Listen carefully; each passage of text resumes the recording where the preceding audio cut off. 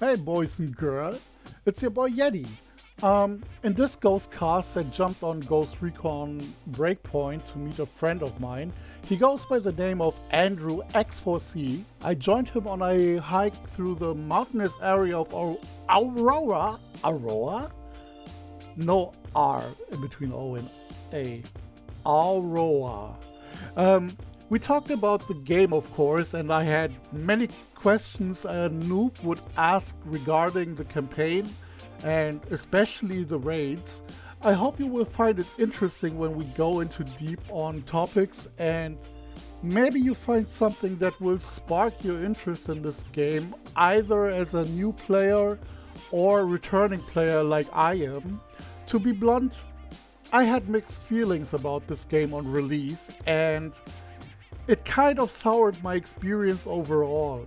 But recently I thought, why not giving this game another chance? I have spent most of my time in Breakpoint with moments of disdain and sometimes regret, even pre-ordering it for the price of 100 euros. But over the past few years, my rage-filled heart calmed down a little bit, and I realized that I might have wasted time and my sanity over a game that deserves another go. I'm not trying to divert anyone from their opinions on Breakpoint. I'm just asking myself if my stand on this matter was just unreasonable harsh. Like hating because I'm a natural hater by heart. But in time I can also admit that I often overreact. Instead of observing, learning, and just enjoying my time, I just tend to look at the differences and if I don't like it, we should nuke it from orbit, declaring exterminatus on this bitch. But yeah, I hope you guys get some new insights on Ghost Recon Breakpoint, and yeah, please enjoy.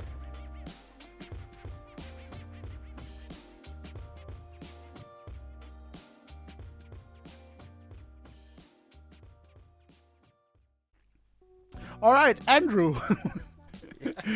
Nice to have you here on the second nice to be here. episode.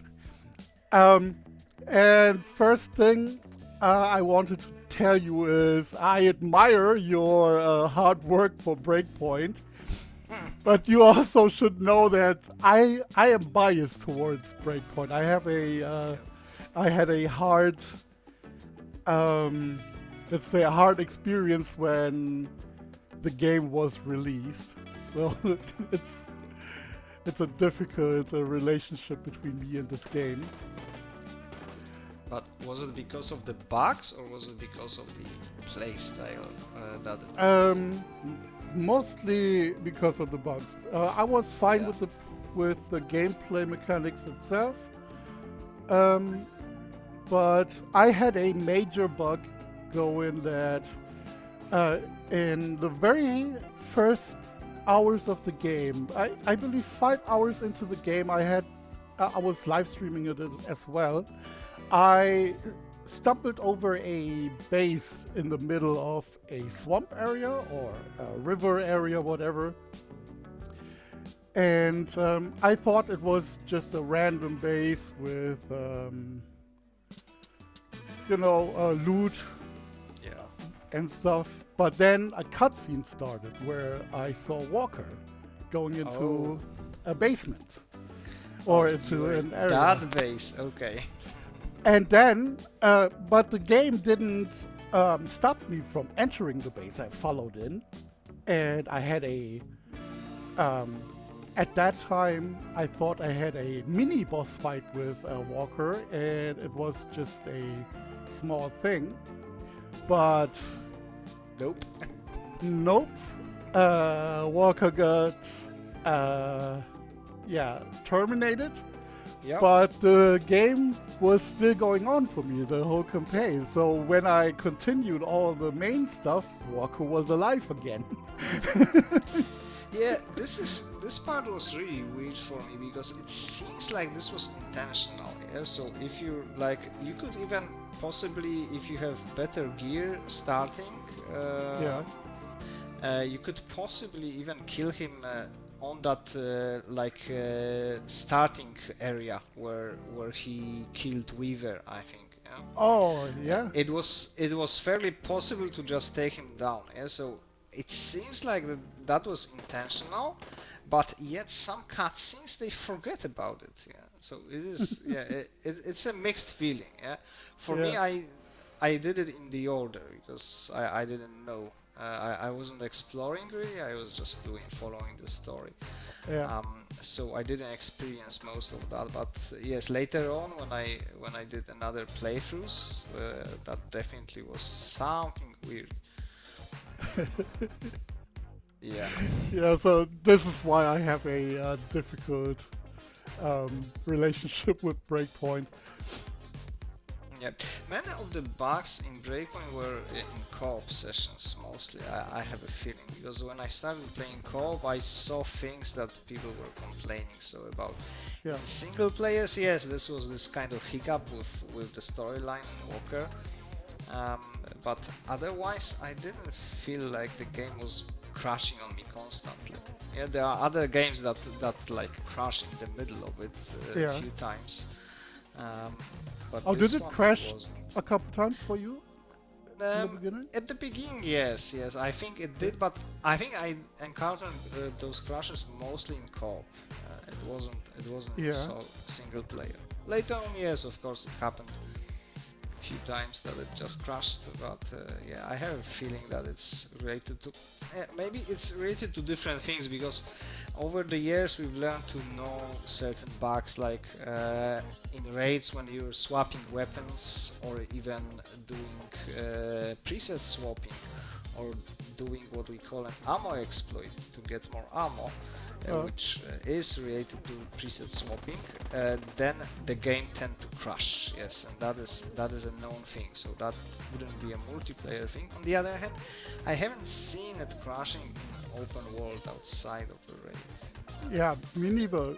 So I cannot attend to any crashes, even though in the early phase of the game I hadn't encountered any crashing, but maybe because I was mainly playing solo. Yes, I think that the co-op contributed to that bad opinion about the game itself because it was not really stable. It's still not super perfectly stable, but there were times that it was just bad. Yeah, no hiding that fact really. But you know, the main issue here is just the theme of whoever was owning that product. You're gonna say developers. As a software engineer, for me it's kind of a different thing. Yeah, because when I say developers, I think the person who was tasked with programming it, and in my experience, usually those two people have nothing to say really, or very little to say. Depends on the company, of course. So I would say product owner in that case. That they think they kind of feels like abandon the idea, and of course each game will have bugs because that's the nature of writing software. But it's how you address those bugs and how fast you can fix it. And some of those bugs, it feels like I have no insight on the development of Ubisoft teams, but it feels like it was part of it, like raids, it was outsourced. And then the team that was developing it seems like they are gone because they were not able to fix simple things. So basically the knowledge about how it works was kind of seem absent. They were like able to fix some animation glitches. They fixed a lot of those, but some basic mechanics like the issues where you could cheat the game by disconnecting and reconnecting to freeze the bosses. Those were never properly addressed. They tried to do it, but it seemed like they broke it even more. Because at some point you had that bug where the game, when someone disconnected abruptly, like by either crash or quitting, the game wouldn't let you in raid it would just kick you out back to R1, and then you could join on second invite. So it seems to me that it was very lousy attempt to fix that reconnection matchmaking boss freeze exploit. Yeah. And it just didn't work out because they were not able to localize the root cause of an issue. So if they fixed that, they would fix many other things. But it seems like, I don't know, they didn't want to do that, or just they didn't know how to. So yeah, it's the main problem was that they were not addressing, and they never addressed the major issues with the game. We would have many more raiders if cheating was not allowed, because nowadays the state of it is you join a session and you either find a person who wants to do this legit and has a lot of experience in it, or you just find people who want to get their loot for reasons passing my understanding, just for free, basically. Ah, okay. Yeah, well, so cheating. But yeah, let's call it as it is. They just want to cheat the way the game, and they want to get the loot. Which in 5 years there are still people like that in 5 years, and I don't understand what they are doing, honestly. Because it's like it's just digital stuff that you get, and that's right. They are getting it without this earning it, so I don't know what's the point of getting it, honestly. Okay. It's not worth a lot. If you have 4 AC, you're good to go. You don't have to get any other boss drop. Okay, one moment. I have Yeah. to do something here, quick.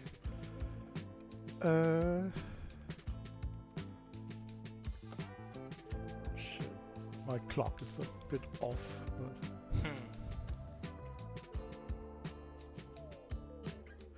No, it's fine. Never mind. I'm just stupid. Sorry. I might have smoked before starting this, and I might be smoking right now. Fortunately, Okay. I'm not streaming this. Yeah, you will cut it out, yeah.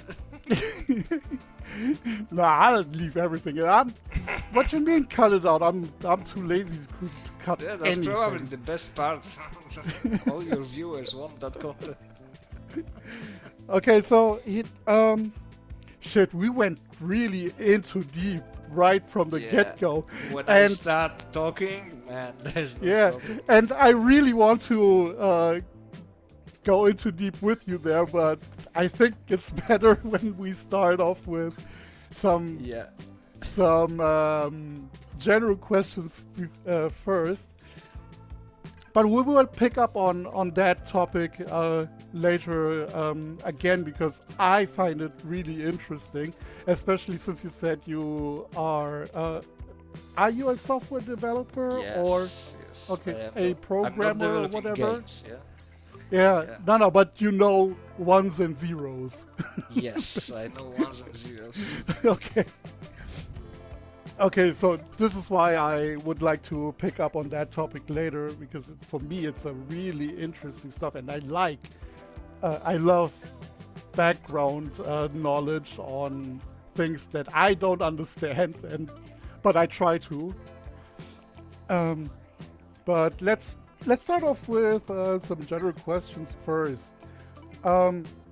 What first drew you into Ghost Recon in general? Have you played a Ghost Recon before Breakpoint, or is it the first one? Yeah, I actually played Wildlands with the people that I know in real life. They just wanted to play this. It was fun.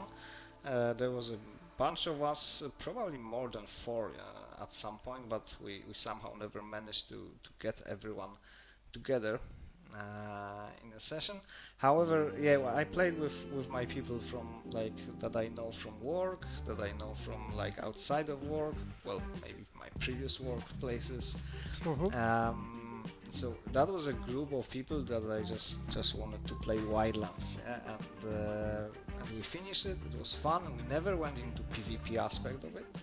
Okay. It was not that interesting for us, at least. And then we kind of when Breakpoint came out, I just loved Wildlands so much that I was like, yeah, I'm buying this blind. I'm just Yeah. pre-ordering Same here. whatever it's called.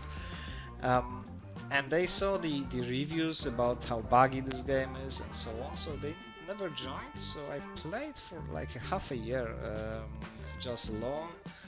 I finished the story, of course. That was episode 1 at that time.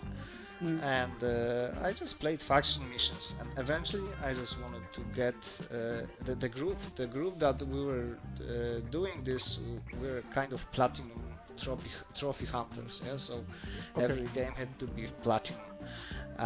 So I played it just to make it platinum, and so. That sounds like a lot of pressure. Yeah, yeah, there's a lot of pressure. Yeah, everyone that is making platinum till this day is posting that stuff on a private group. Oh my god. Yeah, it's I'm way behind, man. Yeah, I think that was the last one that I platinumed. I'm trying to platinum Dying Light, but there's one last trophy that is very difficult. So and I was because of that, because that's actually related, that trophy thing, because there's an achievement that you have to enter raid. Yeah. It's way simpler than it describes, because you just enter raid and that's done, and you got the trophy. I think it would be more interested if they made it like complete the raid. But yeah, so but I kind of liked it. At that time, I think I started playing at around the first DMR glitch, so a lot of people were following some YouTubers' videos, and they were doing some shenanigans before the raid, because that's how it worked.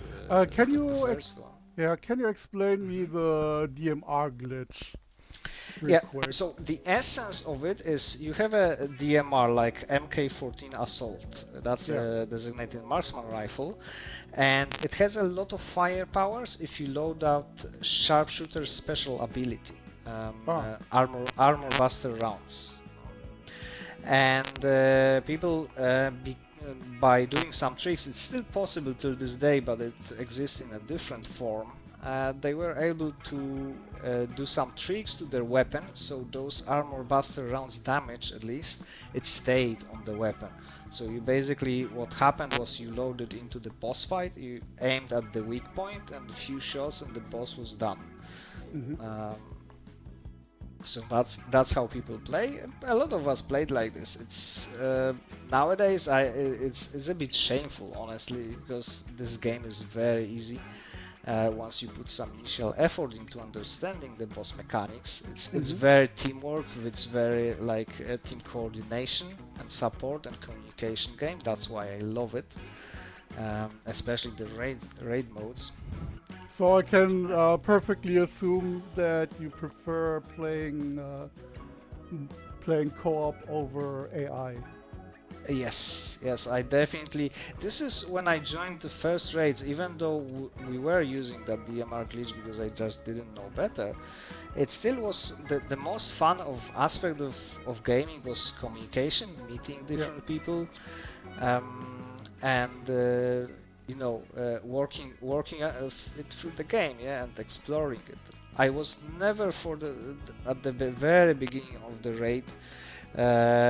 When they themselves explored the mechanics, because no one knew how to do it, and that was fun. Yeah, I regret I wasn't there for that. We did different games with Heniko, like Call of Duty, that there was a raid there and we explored it, and I can tell you this is great experience. If you like raid games, and if you know that it's an assumption that you have to figure it out how to do it, and you do it together with your teammates, that is just a great feeling. But nevertheless, I joined raids and I enjoyed the game so much because of that co-op aspect that I just stayed with it, and I'm till this day. Okay, nice. Do you have a favorite region in Ghost Recon, either in general or separated in Wildlands or Breakpoint? favorite region? Would can Yeah, you elaborate more? like a province. Province. Okay. So from Wildlands, I don't remember those provinces. From Breakpoint, it just I have to always say, as before we even start this, I told you Golem Island. This is my region. There's no better region to do. Yeah, when it comes to like starting the game and just collecting some materials, there are many different options. I like to start at the bivouac we started, that's Fugitive Valley's bivouac, because of the ammo shells that it gives me. But I've never actually explored this route that we're heading. We're heading actually to the other place that is giving us free ammo shells. Just so you know, that's how I picked it. Yeah, I'm mostly here when I'm loading up alone. It's you know, I've been playing this for 5 years, so I've explored probably not still everything. Yeah, but I explored everything, but I don't remember most of it. Yeah. But still, I'm just loading into farm mostly when I'm loading here alone. I mean, I'm kind of with you there. I mean, I probably have seen everything in this game, but to be fair, I almost forgot everything from this game. That's why I started a new campaign. And nice segue, by the way, on your part. Speaking of campaign, you played it through the regular campaign, of course, because you can play raids. How would you describe the pacing or the structure of the campaign compared to other open world games, for example, like not excluding Wildlands because it's kind of similar, but like other open world games, bad example, maybe GTA campaign. Yeah, those are like there are some similarities, but there are some differences.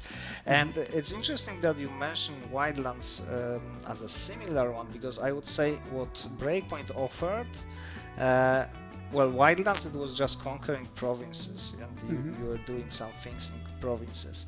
And Breakpoint actually, in my opinion, didn't offer that at the beginning, and that what dragged away a lot of Wildlands audience. They offered it with motherland operations, so they were like at the end of the game life cycle, they were like, okay, let's rethink this, let's see how we can get some of the core Wildlands players. So they came up with motherland operation, and that was way more similar to Wildlands than what we had.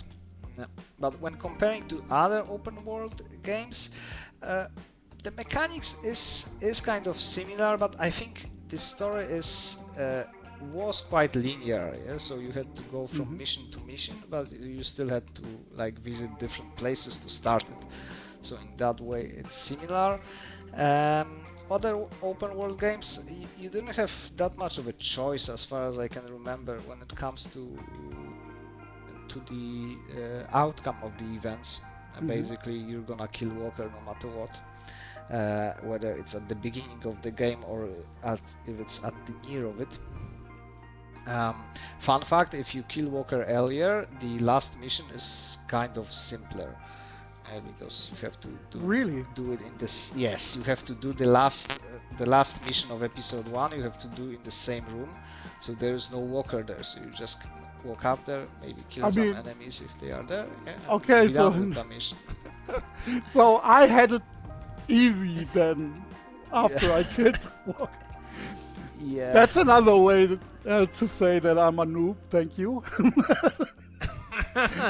No, it's well, you still have to kill him. Yeah, the killing process is the same. Yeah, so you had to. It was just split into 2 parts basically, because he's supposed to be that kind of final boss in that last area, and then after it you just open it. But if you killed him before, which, as I said earlier, it feels like it was intentional that you could do it. Yeah. So in this way, the game kind of gives you the free choice, not as like diverting story paths, but just at least free choice of the order we do stuff. In that way, yes, if you killed him before, then that last room was just enter that area, maybe kill some enemies and press the button or whatever was you were supposed to press there. I think I yeah. only shot a few people, and Yeah. I was caught off guard because after I killed uh, the last of the minions, let yeah let's call them minions. Yeah. When I killed the last of them, it went into the straight to the cutscene where Walker is bleeding out. Spoiler alert. Oh yeah. Yeah. Yeah, so it was that was supposed to be the last final boss. I guess they didn't think it through really. But Yeah. well, still you had to do all the steps anyway. Yeah, there was no way Yeah. of skipping some steps. Oh, Just do them in different order. yeah. Speaking of things that catch you off guard or unexpected, I wouldn't say game-breaking things, but have you any moments in the game or one specific moment that you can remember in the game where you got caught off guard by either patrols or the game just throwing you totally off from what you have expected or planned out? That's an interesting question. I would actually say that the thing, patrols were cutting me off guard constantly at the beginning of the game. Yeah. I was not really a good gamer. I never was. I never will be. Why I'm good at Breakpoint right now is a lot of hours of experience. Just Yeah. I make up for all my other flaws there. But yes, of course, patrols can catch you off guard. There is this Azrael drone that is flying constantly. I think I have turned it off in this lobby, so we won't see it. But yes, those Azrael drones were pretty nasty at the beginning. But the Walker boss fight, and before I don't remember if I figured it out myself or I had to look it up. But he had some healing drones flying over him, and it was very difficult for me to figure out that you have to destroy those drones before, so you can actually damage him. So that was one of the things that I remember. Yeah. About this. But yes, I've been here in so many hours, so I'm sure that there were some situations that caught me off guard. Definitely in raids there were some surprises on how what we were expect to do there, but overall this game in the perspective of 5-year several thousand hours player, I would say this game is very easy. It's no surprises anymore. Yeah. But it's still fun for someone who starts with it and just goes through the story. I think you can expect some unexpected things there. How many hours have you played? I think last time I checked it was around 4,500 hours. My god! Just on PlayStation. That's just on PlayStation on account 1. Oh, yeah, right. You're playing this on PC as well, right? Yeah, and I have also another account on PlayStation to play with. We used to have that American clan. Then I woke up at 4 a.m. To play raid with them weekly. So that was probably 200 hours, and I don't remember. I don't know where to check that, but probably several hundred hours on PC as well. So between 4 and 5K.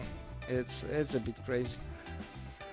Yeah. Then I would say your experience will kind of carry you through your flaws in this game. Yes, by a definitely. lot. Definitely. Yeah. Experience makes the master. Yeah. Yeah, there's something that I love about this game, and I come back to it always. Now just for raids mostly. because that's the. I actually like unexpected things, you know. And with raids, when I take new people through, you never know what you need to, how you need to explain things to get through that person. You never know what kind of energy that person will bring to the team, and you never know basically what makes how long it's gonna take to win the boss fight, because we do all the things legit. So I never cheat. I never encourage anyone to cheat. I just give them as much time as I want. Yeah, the only thing they need is to listen actually and follow my advices. That's oh the way boy, to success. I'm probably the worst student then. I mean, I'm listening. It just it depends on my current mental level, if I can comprehend it or not. Yeah, but I will always give 100%. Yeah. You just need to believe in it. Yeah. But what's your typical loadout then when you go? Okay, probably let's split it up. Your go-to loadout when you play campaign, and the current go-to loadout when you go into a raid, like a raid meta, if there is some. Yeah, there's a raid meta. So and it's actually connected, because I play the same loadout for campaign. Right now at least. That I play in raid, because the raid is split into two parts. First one is intel gathering, so you have to do some steps to unlock the boss, and that is you go in there with whatever makes you most comfortable with during the campaign as well, because that's just about stealth gameplay, and that's loadout number one for me. I use those presets that came offered. They are pretty brilliant way. If anyone is not using them, I really recommend. So for this one, I just have a silenced M41 with 100 rounds magazine, and a sniper rifle, which is TAC 50. Some people would prefer still Cerberus. TAC 50 has a bit more range. It's slower fire rate, but it has more stability. What scope do you use on your M4 or on your assault rifle? Digital scope. Yeah, I'm one of those digi noobs, as the community calls them. Why is that? That is PvP thing. Yeah, basically, if you load into Ghost War in Breakpoint and you have digital scope on your rifle, they will call you digi noob, because they cannot strafe against that scope. Yeah, you probably would have to ask Heniko more about it. He's the PvP guy here. Is it because? Hold on, let me pull up the digital scope here real quick, just to show a example on screen. So it's for a assault, or can I also put it on? Yeah, any assault rifle should have it. Okay, let me equip that. And people cannot strafe against it. Why? Yeah, I think so. There is something about that scope that annoys people in PvP. I would say it's that, yeah. So they don't want to use it. So I would, if I'm playing PvP, I would probably go with the scope that is called TA something. Let me check that. TA31H sight. That's what I would go for in PvP. Just as an alternative. Yeah. But scopes, I always tell the people who start this game that scope is just personal preference. You have to check them out and see what works for you the best.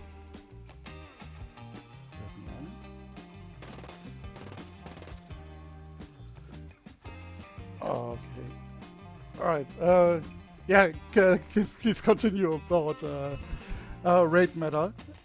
Yeah. So raid meta, it's a different thing because there are two basically good guns in raids. So one of those is assault rifle 4 AC. And what you need to put on those, on this kind of assault rifles, is 100 rounds magazine. That's what gives this gun an extra edge. You can use 5.53, you can use 4.16. They have a bit of less DPS, but still it's good enough. And in comparison to 4AC, 4.16 and 5.53, you can attach their underbarrel grenade launcher, which is very useful for little drones. You can blow them up pretty quickly with this. M4A1 I wouldn't recommend as a raid, like boss or boss preset, basically. Yeah, it's right for the stealth gameplay when you gather that intel. Because when you go inside of the raid, inside of not the raid itself, but the boss fight itself. So when you enter that boss circle and you get transferred to the boss fight, the weapon stats change. Actually, not many people is aware of it. Yeah, weapon stats change. Yeah, see, so you know something now. That's why, if you compare, someone is gonna listen to this and say, but you know, Andrew, but this doesn't make sense, because if you compare DPS of M4A1 and 4AC, M4A1 comes on the top, and yes, in open world, yeah, and inside of like raid when you gather intel. But when you enter the boss fight changes those stats. So actually M4A1 gets nerfed to 23 damage points, while 4AC gets buffed to 31 probably. Don't quote me on that, but I think I think those are correct. Yeah, that's interesting. Do you know why? What's the reason for it? It was intentional, so you can have different like experience with the game and with the weapons. What started this, I believe, is that the first raid completion, actually, or one of the first raid completions. Of course, the people who posted the video claim they were the first. They did that on PC, of course, and they did quantum computer by just brute forcing through it with LMGs. And they just killed it in one go without bothering with mechanics, and the developers saw that and they were like, okay, we're gonna nerf some guns, and they nerfed LMGs, and using LMG for a boss fight doesn't make sense anymore. Oh no, I love LMGs. Yeah. You got the main problem, it's still, some of those are good, yeah, T95 it's still good, yeah, but, and it's a good secondary if you love LMGs. Hold on, before you go on, I'm just crossing my fingers here right now. Okay, continue. Don't mention my... Yeah, so the thing is, with LMG you're gonna die while reloading that weapon, because it takes like 6 to 8 seconds of reload, and there are some things where you have to, like in Gargoyle, you have to close your vent. Yeah. So you have to do that pretty quickly, and for that reason we don't recommend LMGs. Those assault rifles like 4AC, it's really the only sensible choice. Well, not the only, because there's another one. There's there's M82 Cerberus variant. It's important that it's just a Cerberus variant. There's regular M82. It doesn't have this kind of damage buff that M82 Cerberus does. So for that reason, many people use this. Some people will tell you it's the best weapon and it has the best DPS. The problem is it's more difficult to handle. Yeah, so when maybe I will be able to show this if I find my servers really quick, because that's actually easy to show.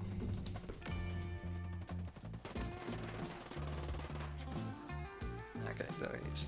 So with M82 Cerberus, it's all about how well you can do your shots. So if it's like that, 1, 2, 3, 4 reload, 1, 2, 3, 4 reload, then it's fine.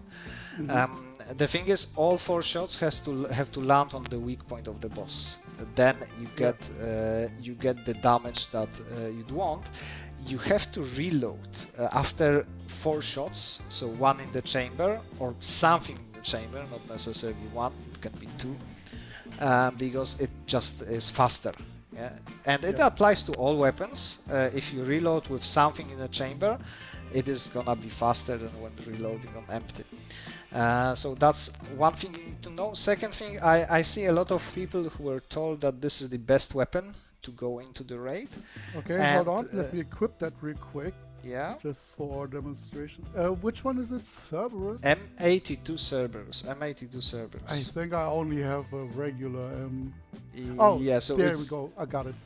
And then you got it. Yeah, it's a critical reward. Yeah, if you complete okay, the attachments. Yeah, the attachments are, well, let me see mine, there are just 2 of them, so scope is your personal preference, and if you want to get like better results with it, then you probably need muzzle brake, but I see people not using it as well, so it just, with weapon mastery that came later, it just changed a bit, and now this weapon is super good to use. Still, but the thing is, I see people like doing this shot, and I can guarantee you that for those guys, because someone told them that it's the best gun. The problem is, if they do it like that, I do more damage with my 4AC, because you have to do it like 1 shot in 2 seconds. Or rather 2 shots in 1 second, the opposite of it. If you do 2 shots in 1 second, then yes, you're doing decent damage, and you have to remember that if you want to play this and have like extra edge over 4AC, you would have to be sharpshooter, because sharpshooter has class proficiencies to reload. So that gun combined with sharpshooter and you being very good with it, yes, you can do more damage than my 4AC. But I wouldn't recommend it for the beginners. I would still just stick to 4AC, because that is the top buffed gun for the boss fight, for inside of the boss fight. Oh, okay, that's interesting. So what do you need for to use that double shot that you did there first? Do you have to have a sniper perk? For M82? It's enough that you just have you're not emptying you're shooting fast enough, so with this fire rate, and you're not emptying your chamber fully. You just reload after 4 shots max, and you have to of course set your weapon master. So after you complete your skill tree, they added a new thing that is called weapon mastery, and you have to set it up for sniper rifles, and that's what gives you this. I know some people that are much better players than me, and they were still quite good before that with this gun. I was able to use M82 in a like proficient way only after weapon master, basically, because that eliminates a lot of recoil. Okay, that's interesting. So I was never a big sniper guy. I prefer DMRs over the high caliber weapons. But next time I'm trying to raid, I will try this then. Yeah, you should try it out and see if it works for you, but being a sharpshooter just gives you proficiency to reload time, so you're even faster when reloading a sniper rifle. And that's, but still, when you're using M82, you're still gonna get, and you're doing it fast enough, you're still gonna get the same results as with 4AC. That sharpshooter thing, it just gives you an extra edge over it. Oh, this gun sounds great. I just can't hit. It requires a bit of practice. That's for sure. And for AC, it's out of the box, very stable gun. It was just basically, it became the meta for PvP, for raids. Though for PvP, I would probably still use G2. G2 is very broken gun. It's just running the Scorpion. 4 AC, any just a regular 4 AC? Yeah. Yeah, it's just a Or- variant that you can buy in the store and craft. That was, I think, Really? that was a Okay. reward from one of the events. But still, you can buy the blueprint from Maria if you haven't been for that event. And it's just it. Yeah, what we would do is would recommend short barrel, that 100 rounds magazine. Muzzle is something that is not silenced, because silencer, when you're doing the damage to the weak point of the boss, silencer reduces that damage by 20%. Oh, okay. So a compensator or whatever muzzle Yeah, brake. compensator would be Fine. good, or just take off suppressor by your, if you're on PlayStation, then by your aim down sight and D-pad left, I think. Anything on the rail? Yeah, for rail, there are actually two good rails, ATPAL times 3, that's one of them, and MAWLDA, that's the second one. You have to just think and choose and test maybe what works best for you. The other rails are not worth exploring, especially for the guns that have those two. Scope, of course, it's, as we said, it's your preference. Stock, I would say I have a very weird stock on this for AC, but it's actually Core CP is the one that I would say is the universally good. And for underbarrel, again, I have very weird underbarrel, because what we should be using is shift angled short grip that gives you -7% of time to aim, or shift vertical grip, which gives you -7% vertical recoil. Both those are the only two attachments that have no like negatives and have only the positive effects. So those are rather recommended. Yeah, and that is the basic loadout for AC. The PGK angle foregrip or the RU vertical foregrip? Yeah, I would say both of them that start with shift. They have shift as a prefix for the name. That's how you find them. They are next to each other. Yeah. Maybe I'm just too good. Shift R. Okay, I got it. I'll try the vertical.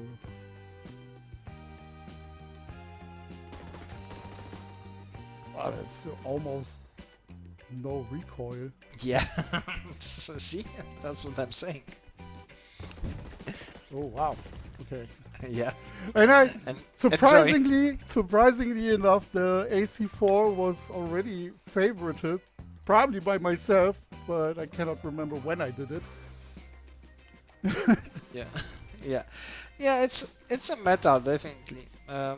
For PvP, I usually use G2 and Scorpio Scout, actually, DMR as well as secondary. For PvP, I think that Scorpio Scout is, in my opinion, better than a sniper rifle of any kind, but that's just pretty personal preference. And we can see also a lot of players using that Scorpio Scout for sniping. Basically, if you headshot someone, it's a kill. Yeah. And it has good fire rate as well, so that counts. Okay. Oh, is that money? I like money. Yeah. Oh shit! This is. Where am I? Oh, never mind. Oh, you killed him. But now you're not gonna get money from him. Oh no! You have to like break his. The way to get money from this guy, he's like 20 skull credits, so it's not worth it. But just you have to break his car so he gets out. They're grabbing him. Yeah. Where's the money? That's one of the things they forgot, honestly, because it doesn't make sense that you kill him and he doesn't drop you money because he's in car. Oh, alright, next time. Yeah, you should be ready next time. Alright, so at this point we can go back to where we kind of started with the game mechanics, or the, let's say, what happened in development on this game. So your thoughts about the game mechanics in general in this game, the what you like, what you don't like. I think I just love overall the mechanics of it.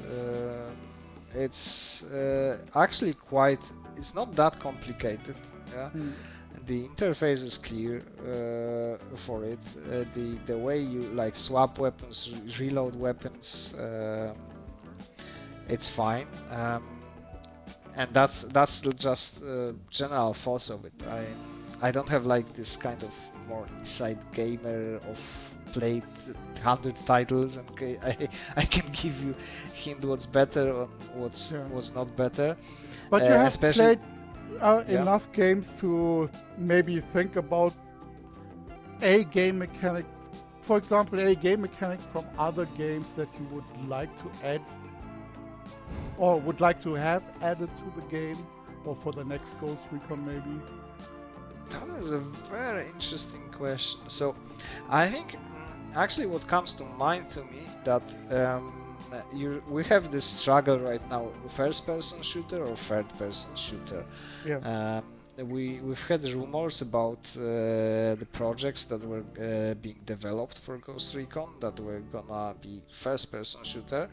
It's interesting to see what Call of Duty did actually, especially with Modern Warfare Zombies, so-called. So that was Modern Warfare 3, and with Black Ops 6. That is currently going zombie game. You can actually switch between first and third person. The third person mechanic is still not gonna be as good as Ghost Recon Breakpoint in my opinion there, but it's still it gives you like a choice, and so being versatile. Yeah, so maybe if we're struggling with what's best for people, because some people like FPS, some people don't like FPS, just give them the choice, I would say, and that would be the mechanic that I would add. Everything else, well, the item wheel, you have this item wheel that you press with, that you open with R2. It's sometimes a bit difficult to use because you have to both hold R2 and choose R to navigate, and that wheel had less elements initially, so it was easier to snap, but now it has 1, 2, 3, 4, 5, 6, 7, 8, 9. If my math is right. Yeah, it has nine. It has 9 items. It has 9 items, right? Yeah, so it is a bit difficult sometimes to select a correct one. You would never believe how many times someone tried to use syringe or throw an EMP, and they did that. Yeah. Is it? Oh, how do I throw stuff? Yeah.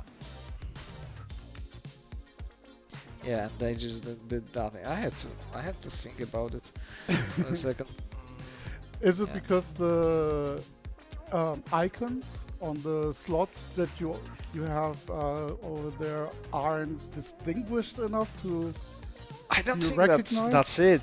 Because when you play a lot, you know what's where on your item wheel, because you rather try to make those things position them the same way for all your characters, because that's the most comfortable thing. It's just sometimes when you try to select like upper left or upper right item, the one on top will come up because of the way that L1 or rather R2 and R3 sticks are working. So that would be probably something that I will think about. That item wheel was not the best, or at least it was good when there was less items, but still better items, it's better. Yeah. So that's something to work on, I think. Everything else, I just like every aspect of it. It's hard for me to think about what I would change. there? I I don't have really anything in my mind what I would add to this game. I was just I try to immerse myself into the world in general, but sometimes with this game it gives me a hard time to immerse in it. Maybe because I'm biased, maybe because I have too much more, let's say, quote unquote, love for Wildlands, even though Yeah. the game mechanics in this game are objectively better or improved. I Yeah, don't know. for me, Wildlands. Well, I try to go back to it. You know, I joined Henrik on some of his PvP games, and for me, the controlling of the weapons is way harder. I don't even remember it to be that hard back when I played Wildlands. But now switching back from Breakpoint to Wildlands is just impossible. Also, graphics is not on that level, so for me, That's right. the games I haven't played when I was young. I started playing games when they start to look good actually. So I started with GTA 5, I think. Okay. Yeah, so I'm not very experienced old gamer. But yeah, well, from other mechanics, I think I would just add more presets. So it's just we can choose three presets now. Presets on loadouts, or yeah, like loadouts. Yeah, like loadouts. I would add more. The Division 2 has much more of them. Those. So yeah, why not? Because there are certain situations that you would like to switch to the other weapons. The preset mechanics is also not very well developed. It is a bit buggy because you lose your perks when you switch. You cannot actually switch. That is interesting fun fact. If you have a weapon on two presets and you modify an attachment on that weapon, when you switch preset, the attachment is gonna be modified still. Because you have to have different instances of the same weapon to have different attachments on different presets. And that is something that they should probably improve in the future. Do you think, I mean, I'm not really a new player to this, but I always forget a lot, so I will be the stand-in of a noob in Breakpoint for now. Do you think all the mechanics that runs, or stat mechanics that runs in the background, is that helpful for newer players who don't know nothing about this game, or is it a detriment to their experience overall? It's probably, well, I'm not sure. Can you elaborate more on stat mechanics? Like You said earlier, for example, with the raids, because that was something that I believe I heard for the first time, that when you enter a raid, that certain weapons get buffed and certain weapons get nerfed. Yeah, it is. Well, the thing is, you don't need to know this when you enter that raid. Yeah, you just you can play raid with any weapon. Just some weapons will make it easier than the others. And I think, raids initially were developed so you can figure it out with a group of friends. But if you don't have a group of friends, now there are just places that just will teach you. So if you land with an experienced teacher for a raid, then he's gonna tell you all of this stuff, basically. But is it confusing, that part specifically? I don't think it's, because it's not really relevant that much. Yeah, it's just gonna give you different experience, but you don't have to know this the same way. You don't have to use specific weapons. It's just what weapons will set you for success, and what weapons will be, you still succeed, but it's gonna be harder. Yeah, so that particular part, I wouldn't say that it's that it's more difficult for new players. Yeah. It's what's difficult for new players if there's a lot of stuff, especially on the screen, and if like you have to choose between different stats for different parts of your loadout. That loadout, it can be complicated for a new player, but there are games like I started, of course, because of Heniko and Nugeti. I started the first Descendant, and that is so confusing. Oh there my are God! there's so many options there. So compared to this, Breakpoint is very easy. Yeah, next time when you play together with them, ask them when I stop playing. Okay.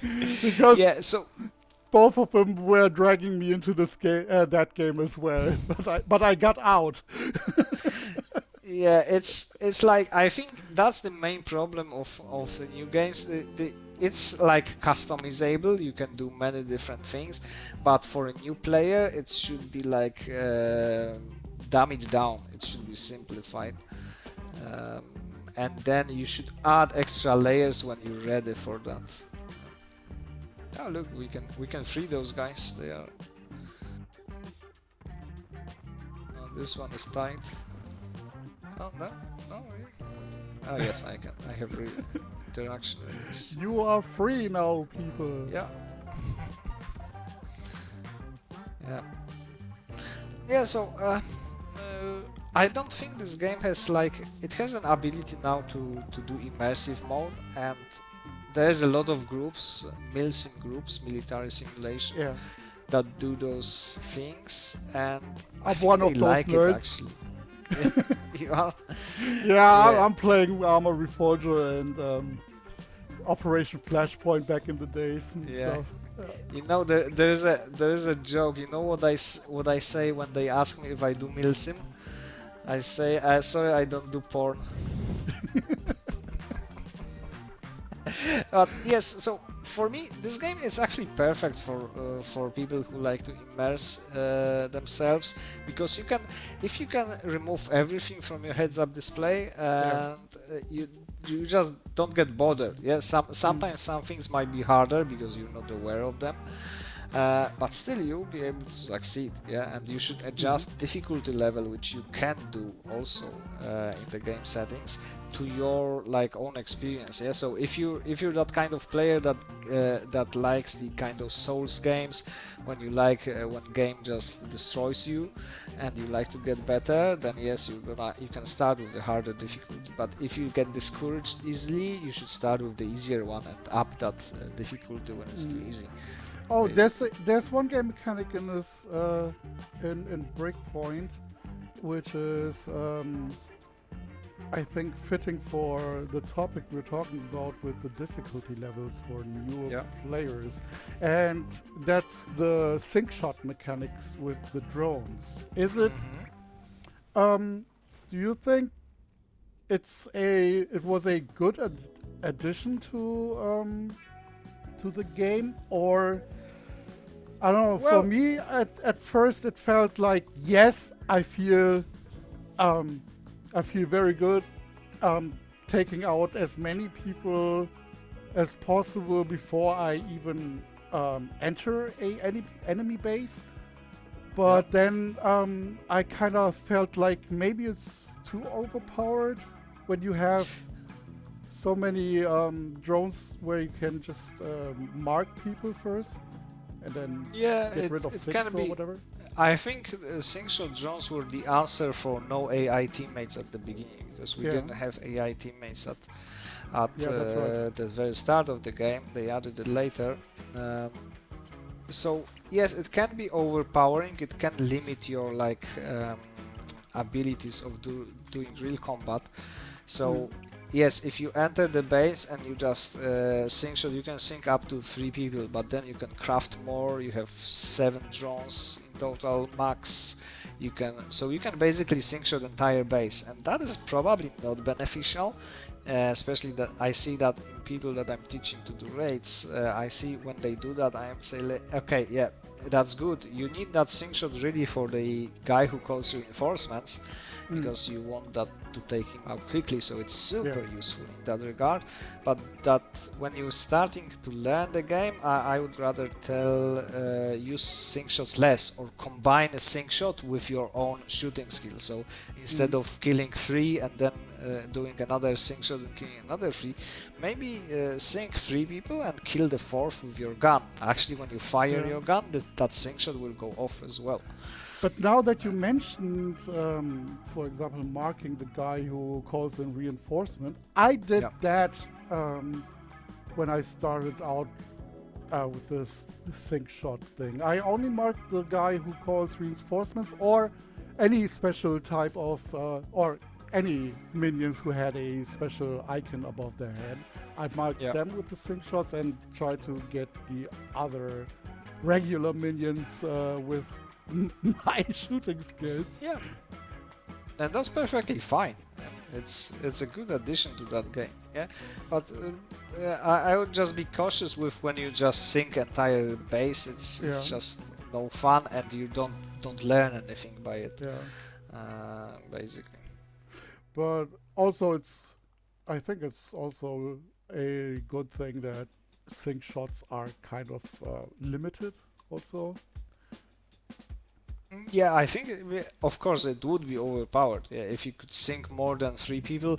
Like, imagine that you have a squad of 4 players, and 4 times 3 is 12, so you can already sync shot entire base out of the box. Yeah, that's true, but on the flip side, I would also say it would make for great video montages, just to have the camera pointed on the base, and every single one in there just drops dead. Yeah, it's definitely an interesting way. Basically, you should play the game that just is fun for you. Yeah, and you have to, like, if you're playing co-op, you have to also recognize that different people have different needs in that team. Yeah, so hold on, this is a PvP map over there, the base down there. It might be. Oh yeah, that base. Oh yes, that's PMC, right? I'm not sure. That's the only map that has snow on it. I don't know the names, but I just recognize the layout. Yeah, that is a PvP map. Yeah, those all those PvP maps, there are different parts of the main island. Yeah, just like in Wildlands. That's something I was I really liked about Wildlands, and then of course here in Breakpoint that they use existing locations for the PvP mode. But you already said it, that you are more into the PvE co-op stuff. Have you dabbled into PvP on Breakpoint? Can you say that again? Have you dabbled a little bit into the Breakpoint PvP mode, or is that a no? Yeah, I actually played more PvP in Breakpoint than in Wildlands with Heniko. It's just we had a good group a few years ago, so I got into PvP also a bit. I played also some matches, but probably not as extensive as the people who just spend hours here, days. Their whole days, but yes, I played a bit of PvP. I think I finished almost all missions there. I'm just challenges. I'm just. It's funny to say because I'm not a really PvP guy, though. Different games, different PvPs. Like, I enjoy very much the Call of Duty multiplayer. Really? No, it's very fast paced. So if I die. That's fine. Yeah. Breakpoint is I really enjoyed it, but the Breakpoint one, Ghost War, I enjoyed with people. Yeah, I wouldn't just go alone there and do that. Yeah. Like Call of Duty multiplayer, I can spend hours there alone just to do some challenges, and that's perfectly fine. This one, it's more for me about cooperation between teammates. Yeah, so if there's someone that wants to play PvP, then I would join them easily there. I think I heard a sheep or a goat. Oh yes, there's a lot of them here.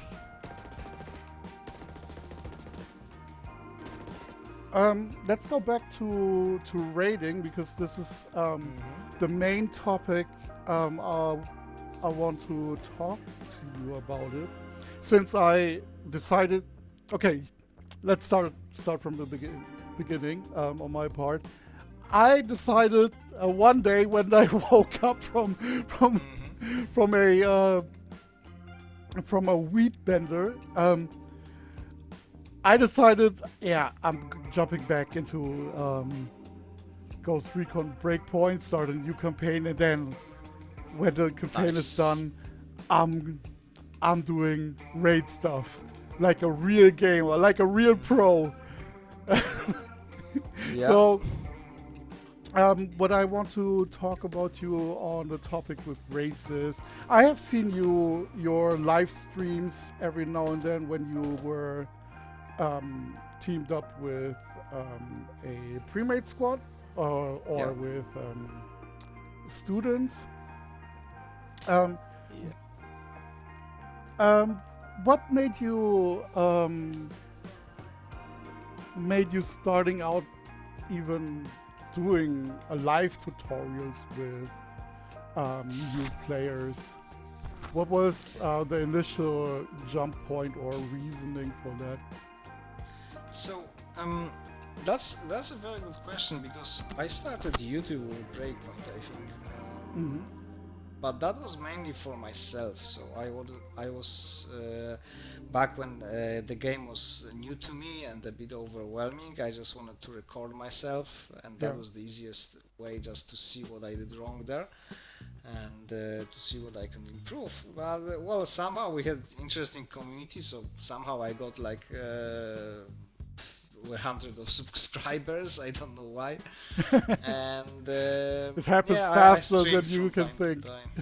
Yeah, but I can tell you, I'm very behind with YouTube content. One of my friends is crazy about it, because there are some videos that I still haven't released from PC even. So yes, I mostly don't have a lot of time right now for it, but still, I haven't also streamed raids recently. Mostly those are trainings, because I'm never sure with new people if they are comfortable with streaming. But it's a good thing, because it's always interesting, unique content, because every person is individual and they have their unique abilities. And they have their unique personality, so that is what is most important for me when I create content. So that's just the definition of content that is not repeatable. You could say that raids are repeatable, yes, but if you're playing with different team, then that aspect is kind of lost of repetition. It seems like a completely different game. So that's why I streamed some of those. I'm thinking about going back to it, but I'm not sure, because some people are just very shy. Some people can be very insecure of their abilities, so I don't want to add an extra layer to that. I'm kind of recording / streaming all of my trainings. It's just a private archive, sorry. For just in case, different thing, because people have different personalities, different thing can happen. So I prefer to have that on the record. I'm just not sharing those, rather. And I didn't have to. I know what you mean. Like, I had some encounters on stream with randoms that was a little bit out of order, I would say. But yeah, I get why you shouldn't upload everything just for the content. Yeah, but still, I think the trainings are for the raid are very interesting, because you'd say why you need training for a game. The thing is, the raids are very specific game mode that you either figure it out by failing, or you just get someone to explain it to you. It's fine. Sorry for interrupting, but when you record your training sessions, for example, or your raid sessions, do you rewatch them and take notes on things that happens, like improving on something or yes and no. Yeah. So before, when I started this, I definitely was rewatching all my stuff to just improve myself. Here for recording, when I'm just privately streaming, sometimes when we're not sure what happened, I just go back to the recording and see, like, oh, I called it wrong, for instance. So because sometimes, especially on quantum computer, I can get distracted by people struggling. So I make mistakes too. I still make mistakes in this game, so I'm definitely not the best player. I just usually know how to recover from them. Oh shit! You are a way better man than me. I would blame anyone else than take the blame on me. Listen, if it's your fault, I will tell you. Be sure of it. But ultimately, me as I'm leading the session and I'm responsible for my students as a teacher, it's ultimately my fault. So don't worry. Yeah. But I mean, it's really nice that you do it. But what keeps you motivated continuously doing those teaching lessons? I mean, I was, for example, a substitute, not teacher, but helping out students on, I don't know, learning German and stuff. And in my mind, I was always like, I want to kill myself right now. When I had a specifically difficult person in the group. Yeah. What keeps you motivated not to lose your mind? Well, sometimes there are some people that I cannot teach. Yeah, so you have to be aware of this. That like if someone is like not listening, not paying attention, someone is like I know it better type, then there's nothing you can do for them because the only thing that they are required to do is actually listen. Oh, this guy is persistent. Oh fuck! Too much. Another cash loss. Sorry. So. And if people speak a language that I don't understand, yes, that's also an issue because I cannot teach them as well. But the thing is, what's interesting about teaching is that it's the only part to me of the game that is unique and still new. Because, as I said, you never know what kind of personality you're gonna meet. You never know what kind of effort you have to put in so the person understands what they have to do. So that is what keeps me going, because first of all I like helping people and I like this unexpected aspect of it, because you never know really if you're teaching what will be effective ways. That's what keeps me going at it. Yeah. Had you ever a situation in those raids where you were like, no, I can't go on at this point with this person? Not dropping any names, but like just a situation where you were like, nah, I will finish this raid, but I would prefer not to play with person X anymore. It happens a lot, because again, if someone is struggling, if someone has trouble understanding, I can give them as much time as they want. the raid itself has a weekly checkpoints. Yeah, so before the reset, you can always go back to the session and continue. You don't have to do all 4 bosses in one go. So I can give the people as much time as they want, but if they are not willing to listen, if they are like, I know it better, and they are still failing, because, well, if you know it better and if you succeed, that's fine. But if you know it better and you're failing and you don't see your own nonsense of what you're doing and you don't listen, then yes, I'm like, yeah, let's finish this raid and be done with it. Some of the trainings just ended with that, and if someone is rude or disrespectful, then yes, I'm gonna just call them out on this, and that usually ends up with them leaving, honestly. So that if someone is like that, yeah, it's not gonna end well for them, basically. Yeah. But if someone is just struggling, yeah, they have trouble understanding, yeah, I'm rather patient. There are things I can also do and change and adjust for them to have better experience. Yeah, if someone is like, I had a person who I tried to teach raid, and they were like, I was not aware of that they were kind of like giving up very easily and get frustrated when they died, even though no one was born with ability to raid. Yeah? You don't understand it, so you just have to practice and keep going. Some of the boss fights, especially the last one, is try and error thing.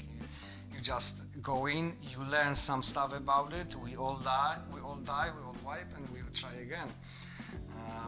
And some people are like, oh, I died, yeah, I'm just gonna rage quit. And I had a person who just probably after one death at Gargoyle, that's one of the bosses, then he just quit, and I the flying one. And I've never heard from him back, and I was like, dude, if I knew that it's such an issue, I would just arrange this boss fight for you to win it, and we would just continue the training. So this is the interesting aspect of it, and as I said, I think I have a lot of patience, even at the cost of my own sleep sometimes. But still, it's very satisfying when you have.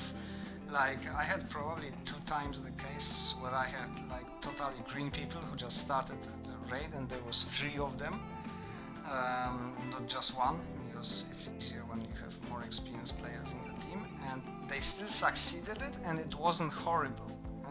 So I was actually pretty satisfied with this. This gives you a lot of satisfaction when you see people progress that you've started training. I have some people who were so interested that they put their own effort, even without my help later on, that now they can lead raids as well. So that is very rewarding, I think, just at least for me. Yeah. Okay. We're going to the section of hot takes and hypotheticals.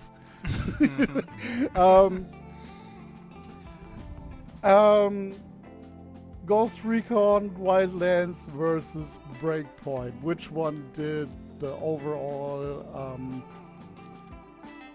let's say, presentation better? Like the environment, the atmosphere, all that. So that is interesting, because like I'm kind of biased because of the graphics things, because that's what drives me.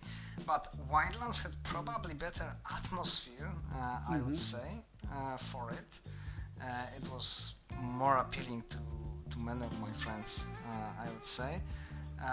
But Breakpoint overall, there's just something to it that makes me come back. I don't know what that is, but maybe just raids, so maybe different game mode. So atmosphere, yes, those. This story was kind of okay for me. That storyline of Breakpoint. Wildlands had, I think, more rich story. Maybe more interesting, but this aspect, especially that now we had 3 episodes of it, and it kind of works together very well, and the whole concept, then it was fun still. So I still would definitely replay from time to time the mission. The Motherland operation was also interesting. So yes, but to be honest, probably atmosphere-wise, Wildlands had something going on for them as well. Yeah. Do you think maybe it's because it was based on a real place, or just the maybe cartel stuff versus maybe what we have here? Yes, it could be because always what feels authentic is more appealing to the masses. At least you have to be, if you do something, if you deliver a content of any kind, you have to be authentic, because if people can feel that you're fake, then it all goes away, basically. So yes, you're onto something definitely with this. Yeah, this is what I was wondering constantly about when I talked with Ghost Recon players, or when Ghost Recon Breakpoint as a topic comes up, that lots of them mention that they like Wildlands for more because of the things happening there in Bolivia, a place that exists in our world. Yeah, probably. This was a bit futuristic. There was also this kind of stealth thing that is definitely better in Wildlands. Though for me, I was never good at stealth really. I'm trying to be, but it always goes sideways. But still, I love stealth, and I love to be as stealthy as possible. And with the addition of drones in Breakpoint, it was very difficult to maintain stealth. So there were some groups that I watched before from the Wildland times that they prefer stealthy operations, and they were just complaining that it's no longer possible because you have that drone that's gonna spot you, or if you have to blow it up, it's gonna alert everyone. And because of that, they added Echelon class with a shock pistol that zapped those drones or could take them down quietly. But I think it was too late. That thing should have been there for the start, and that would also keep some of the Wildlands audience. You think it's too many drones? Yeah, it was too many things that you couldn't take out quietly, I would say, at the beginning at least. It was just not it was not a matter of skill, but it was just impossible, and that's why I think Wildlands will be more appealing to players who like to play more stealthily. You prefer fighting normal or humanoid enemies over drones? I include also the big drones as well, the big robot bosses kind of things. So I'm not. I don't prefer fighting those little drones. They are well. They are source of crafting material basically. They are a bit annoying sometimes. So I definitely prefer human enemies. But I also love to fight titans, which are those bosses drones. Fun fact: the titan technically is not recognized as a drone. Okay. It's a boss. So drone damage doesn't work on titans. Really? Great. Yes, that's one of the surprising things that I can tell you, I think. Oh wow! Because I remember the first times. Oh shit! I'm sliding down.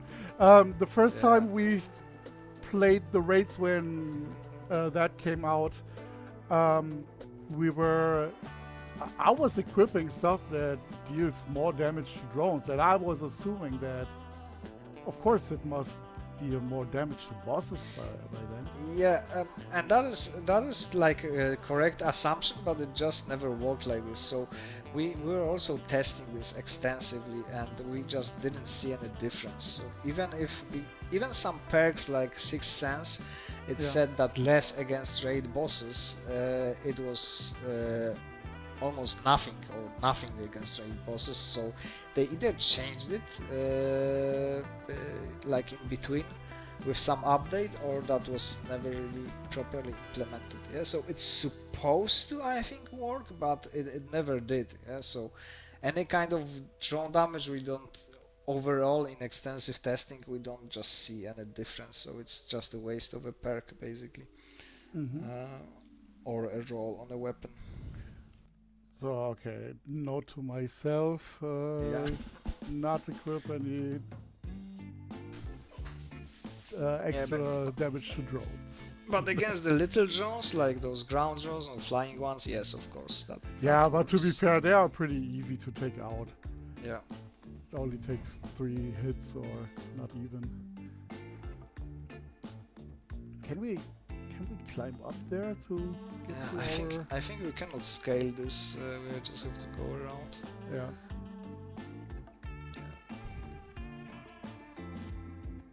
That's a very interesting hike on Aroa. Yeah. The thing is, what I kind of noticed again, Ubisoft is pretty good in just creating vistas.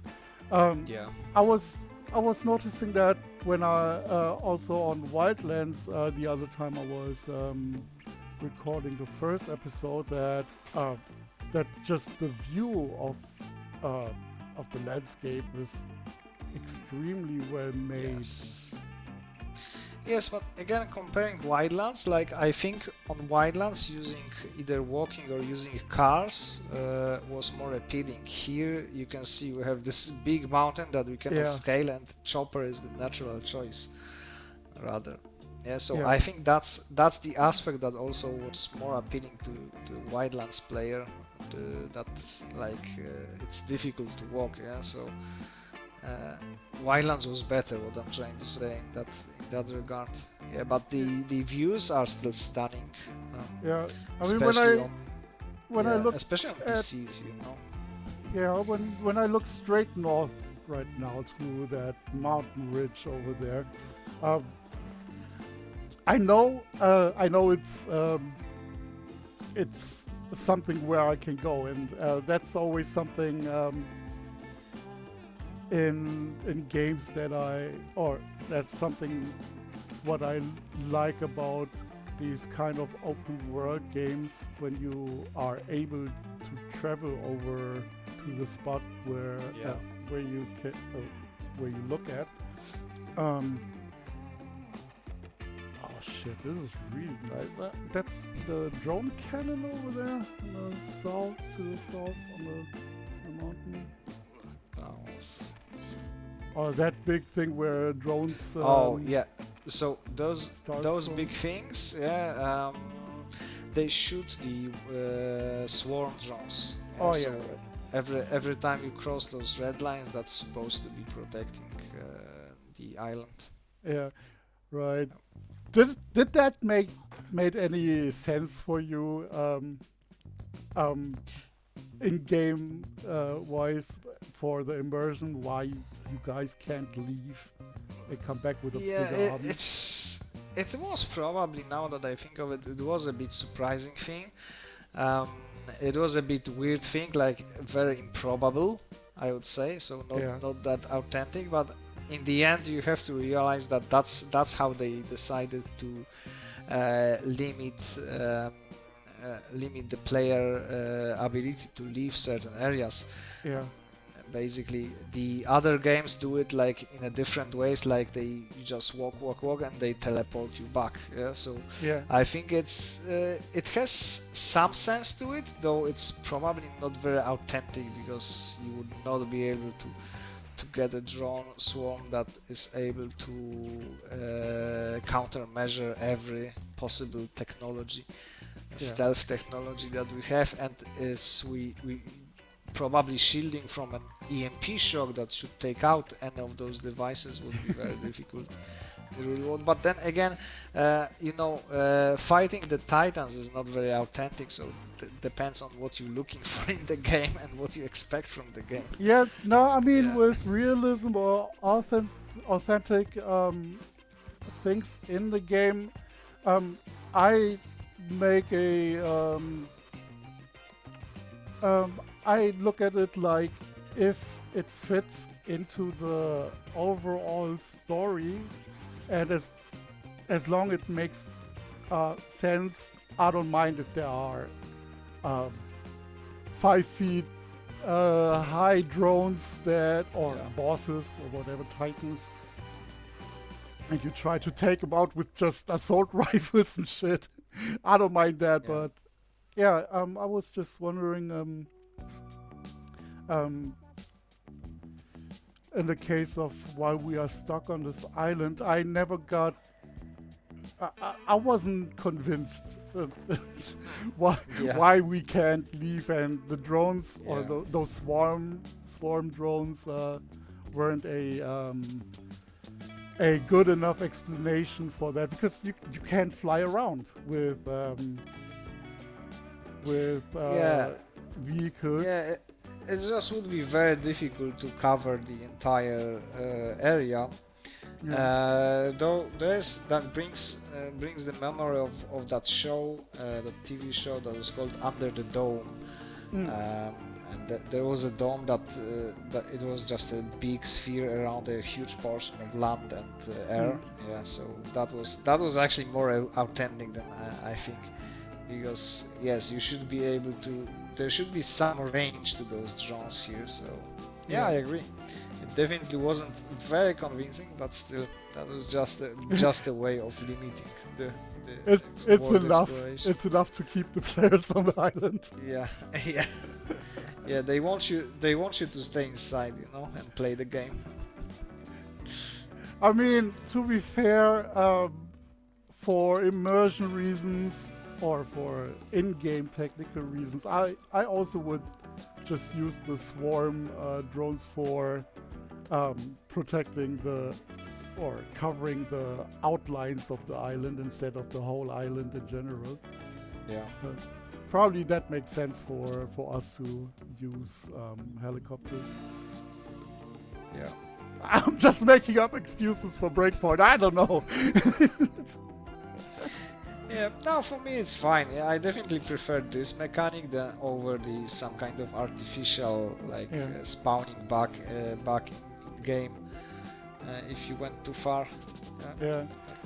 That makes more sense. Oh shit. Another thing about the game mechanics, or a mechanic in this game, what we mentioned earlier was looting stuff. And when you loot, you can also loot ingredients, for example, rations, buffs, or whatever they are called in here. Do you use them in the raids? Are they valuable? So some people use them. I used to use them. I just don't need them anymore. Basically. Dexterity ration, the one that you reload faster, is probably the best used. Protective ration back in the day was also okay, I think. The others, well, they are interesting to use. There's with Motherland they came XP ration, so called. So yes, they are fun to use. The thing you need to know when you're using them in raids, that it makes more sense to do basic one, because the extended ones or advanced or extreme ones are just longer duration.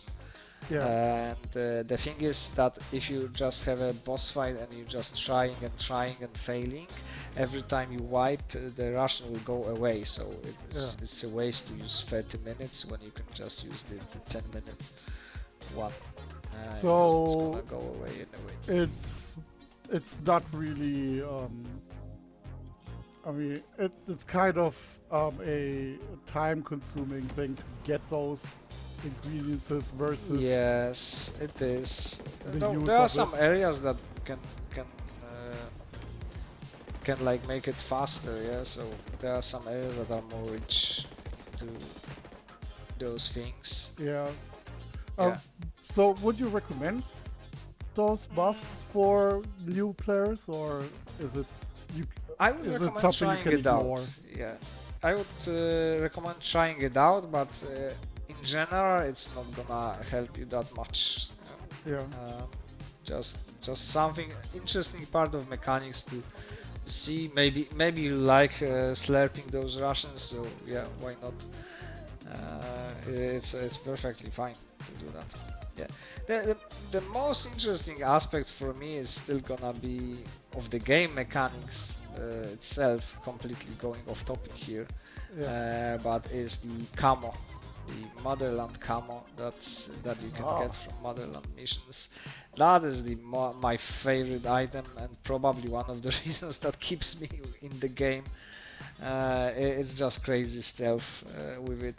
The raids also changed a bit, pace a bit, because now it's just very easy to do stealth if you can use this camo properly. Mm-hmm. Yeah, so that is the most fun at this moment. That is this very late of the game, late edition. That is the most fun one, I think. How does the camo work on the enemies? Are they still able to detect you at one point, or yes, they are. Yes, of course. I feel like sometimes it's a bit buggy because they can still detect you in darkest night from 400 meters, which doesn't make sense. Yeah. Sometimes they can. I feel like they can still see a glint of a sniper rifle, because when I aim with my sniper rifle, I can see that they are actually detecting me through that camo. Mm-hmm. But I think that one was intentional. So yes, enemies still can detect you, but you can go easily in and out of the base, do the task, and be gone. Yeah, so that was the huge improvement, huge quality of life improvement that they added here. Is it overpowered? Probably a bit, yeah. A bit. Yeah, we arrived at our destination. There is also a lot of shell cases here as well. What are the shell cases for? So you can make a rocket launcher things with it. Yeah, very useful for raid. Yeah. Why are we here, and what do you want to get from this place? Yeah, just those shells. Yeah. Oh, okay. Yeah, yeah. It's. I thought there was a attachment that you hadn't kept yet. Well, the thing is, I got everything already from here, so I'm not gonna get anything new. Oh, that's funny. So you are basically farming for preparation on your. That's what I told you earlier, Nice. right? So I'm just when I'm walking around the island, I'm just farming. That's why I chose one point that had shells, and then we went for the other. Yeah. I wasn't even paying attention to the white points on the mini-map there. So the rocket launchers are effective in... They are effective against, well, in like intel gathering, there are little ground drones, or the flying ones. There are even patrols of combination of flying ones and the ground ones. We call them babies because they are baby drones compared to the big ones. Yes, the rocket takes them out, but also inside of a boss fight there are red drones. They are a bit stronger, and the easiest way is to take them out with rocket launcher as well. So yes, shells are pretty useful if you don't have time to go to Bivouac and buy 6 new rockets. And I'm probably just wasting them right now. Nice. Well, you can go by to the shop. Yeah, it's always if you have an opportunity to use Bivouac, you always should buy from the shop, because scale credits are more available than the resources. Yeah, that's right. How much money do you have on this account? On this one, well, yeah, it's 5 years, so I'm rich. How much did you accumulate? Yeah, let's see. I think that was in the backpack outside of the shop. Let's see. Inventory. Yeah. Oh my God. What kind of number is that? 22 million. Yeah, I'm not lying. It's 22 oh my million. God.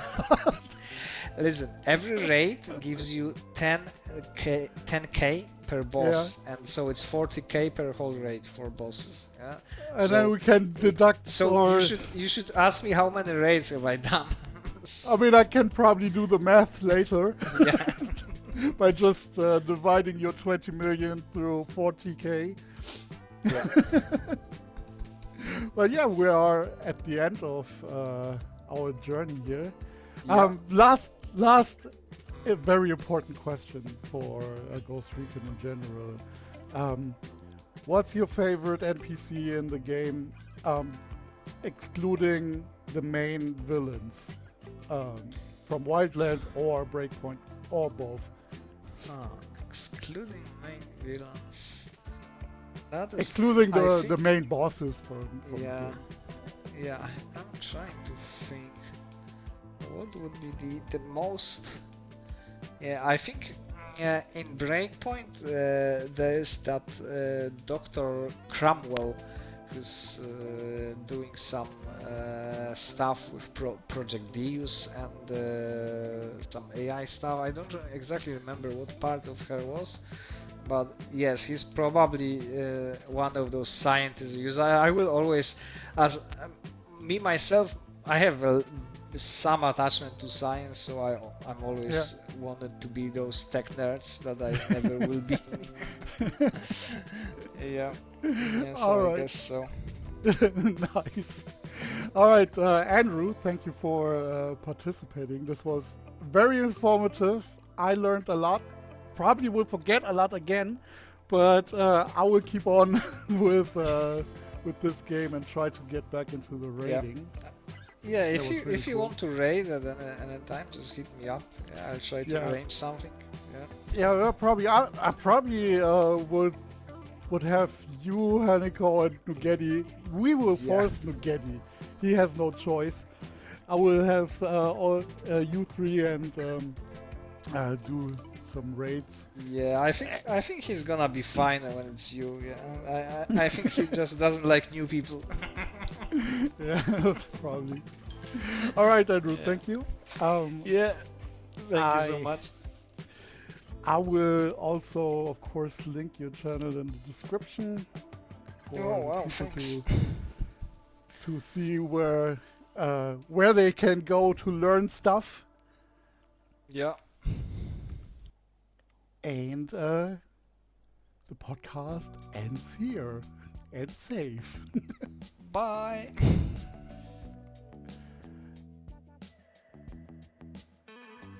All right, stay like this. I need to make a screenshot for the thumbnail. Okay. Fine. All right. Take a screenshot. Nice. Good shit. You're a Yeah. real professional. Thank you. Okay. Oh shit. It's, Yeah. Yeah. Go on. Yeah, no, I think I have to see and do what my mother needs me to do. Because All it's right. getting late. Yeah. Yeah. Thanks for your time. I really appreciated that. It's not. Yeah. It's not a given thing. I really do appreciate it for spending it with someone who asks obvious questions sometimes. Yeah, it was a lot of fun. Yeah, that was probably the first kind of interview podcast like that. So yeah, it was very interesting Alright. for me. Yeah. Nice. Yeah, Thank you for for me. asking me. I wouldn't think that anyone is interested in that, but yeah. What? thanks. I watch your stuff. I'm just not commenting. I'm really bad at commenting on any Thank you. videos. Thank you. But I watched everything like a Oh, a wow. real stalker. Yeah. Well, now with my content, there's this thing: should I continue Breakpoint or should I introduce those other things? Because I see that there's 100 subscribers just for Breakpoint. Yeah. So when I do other stuff, they just don't interact with it that much. Yeah. There's not Yeah, much views. I mean, what I experienced so far, right? I mean, not to disrespect anyone in the community. It's fortunately it's off the record now, but what I have experienced in the Ghost Recon or with the Ghost Recon games in general is when with their YouTube channels, for example, is when you just. It's fine when you have a main focus on a game, but don't let the game entrap you for making content in general. For example, I started out, or I gained a lot of subscribers back then when I played, for example, Blood Bowl 2, which is a pretty boring chess game with football and Warhammer, and that's it. But nobody was commenting or nobody was really interacting in my community. And then I discovered Wildlands, for example, and got a subscriber boost there. But also I experienced that most of the people on my channel do come for you, or how can I say that? Like I said before, don't get yourself entrapped into one game, because you will put yourself into a super stressful situation by always thinking about, okay, I have to do breakpoint stuff unless otherwise I wouldn't get any views. Don't look at any numbers. Fuck that shit. It only gives you gray hair. I think I would say also in your case, people are definitely coming to you because you have your face cam, and that's something that makes your content stand out from any other gaming content. So definitely when they are coming back, they are coming for you, I would say. Do you mean they come for my face and not for my skills? Thank you. I think that's you is included within skills, you know. That was a backhanded compliment. I'm out. Catch you later. See you. Yeah. Bye. Bye.